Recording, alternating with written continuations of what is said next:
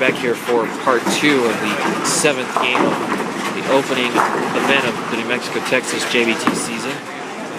We have Casey Snow and Sarah Vargas up here on 19-20. Casey strikes.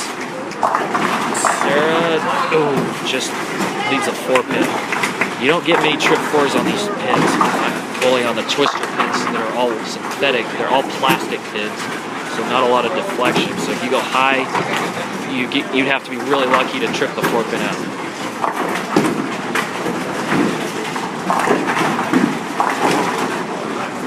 Sarah picks up her spare. Now she still has 259 left on their board. With 30 pins, that would get her 89 more, so that would be a good big jump. That'll get her in the plus 120 range, which that might get her close to the top 5.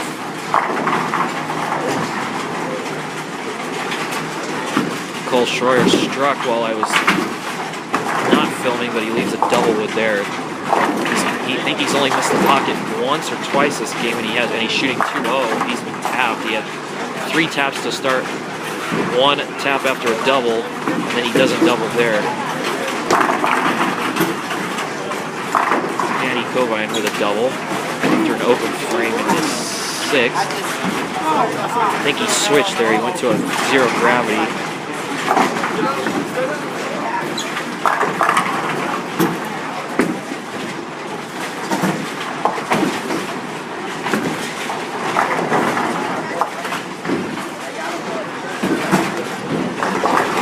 This Sarah Casey match is still pretty close.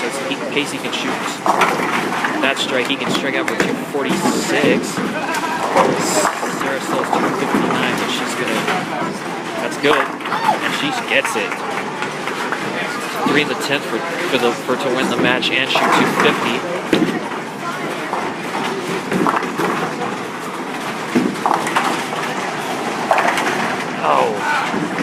Boy, Schroyer's just drifted high about 3 or 4 times in this game. You can't trip those 4 pins out on these twister pins. You got to be a little light, if anything. The problem is if you go light, you run the risk of leaving those 10 pin, and 7 pin,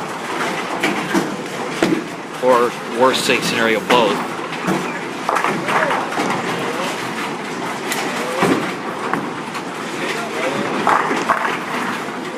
Three-bagger for Danny, and he takes a commanding lead. Those two are playing each other this match.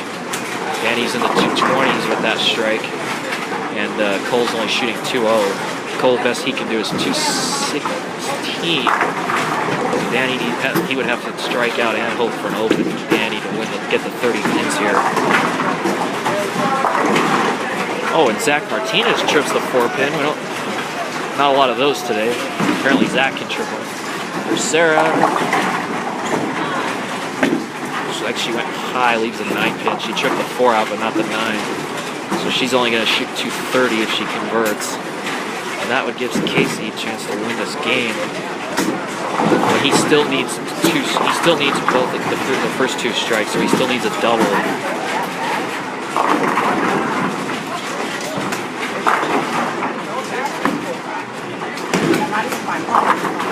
Ooh, barely gets that one. He shakes the 4 out at the end.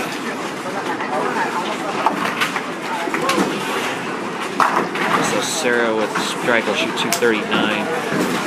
So if she gets, let's see, 7 on this ball, she'll force it to strike. Josh Helmick whiffs a single pin. That was the gasp there.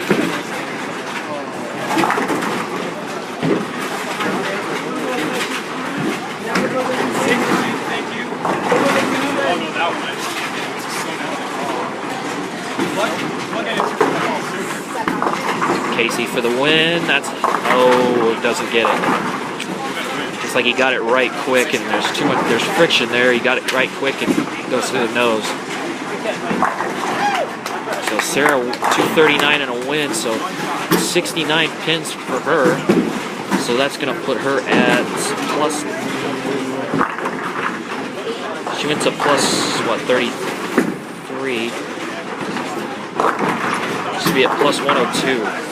So I don't really, that could get her close to the top 5, I'm not sure. It's a lot of high scores though, she might have to pull, she probably needs another game at least like that to make it.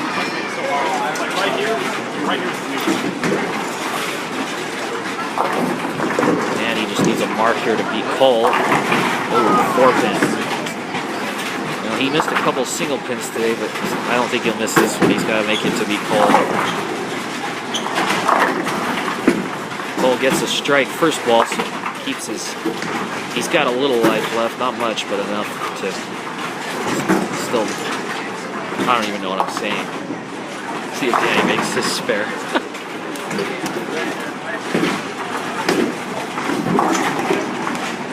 He does.